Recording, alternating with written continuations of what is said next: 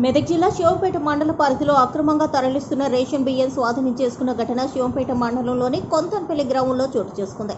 అక్రమ బియ్యం పట్టివేతపై జిల్లా సివిల్ సప్లై డిప్యూటీ తహసీల్దార్ ప్రణీతారెడ్డి మంగళవారం తెలిపిన వివరాల ప్రకారం మండలంలోని కొంతన్పల్లి గ్రామ పరిధిలోని ఆంజనేయ స్వామి రైస్ మిల్లు సమీపంలో సోమవారం రాత్రి 10 గంటల ప్రాంతంలో నమ్మదగిన సమాచారం మేరకు 2 వాహనాలలో అక్రమంగా తరలిస్తున్న రేషన్ బియ్యాన్ని పట్టుకోవడం జరిగిందని ఆమె తెలిపారు.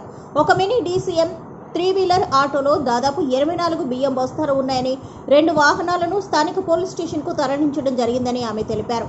బియ్యాన్ని క్వాలిటీ పరిశీలనకు పంపించడం జరిగిందన్నారు. క్వాలిటీ రిపోర్టు ఆధారంగా తదుపరి చర్యలు తీసుకుంటామని తెలిపారు. ఈ కార్యక్రమంలో అడిషనల్ సివిల్ సప్లై అధికారి Dronacharyulu, civil supply tahsildar Prabhakar, SI Maipal Reddy, civil supply సిబ్బంది వెంకటేశ్వర్లు, సాంబశివరావు, పోలీస్ సిబ్బంది తదితరులు పాల్గొన్నారు.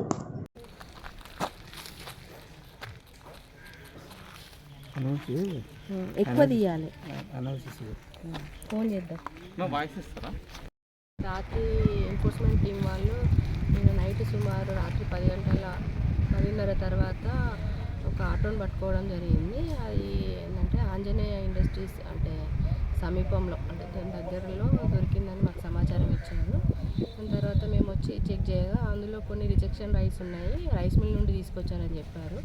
అవి కూడా మేము క్వాలిటీ అనాలిసిస్కి పంపి తదుపరి ఏం రిపోర్ట్ వస్తుందో దానిపైన మేము కేసు చేయడం జరుగుతుందండి.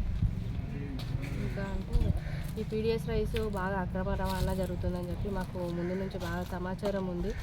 ఏంటి అంటే ఈ రేషన్ ఎవరైనా రేషన్ బియ్యం కొనడము అమ్మడము 2 విధాల తప్పు కాబట్టి దీనిపైన కొంచెం ప్రజలు కూడా దృష్టి సారించి పీడిఎస్ అమ్మకుండా ఫస్ట్ మన వంతు చర్య మనం కొంచెం కృషి చేస్తే అంటే ఈ టైంలో